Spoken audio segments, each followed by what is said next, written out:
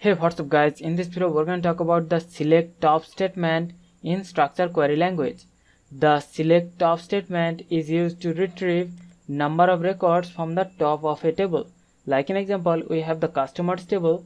Now to retrieve records from the top of the customers table, we can use the select top statement.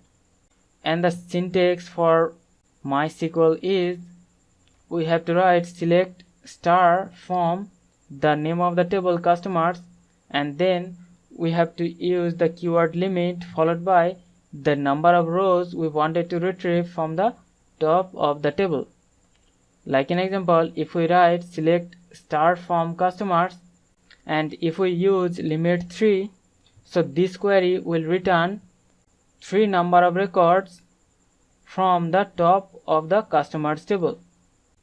So this is the way we can use the select top statement and we can retrieve the data from the top of one table. So hope you understand the concept. We'll see you in the next one. Thank you.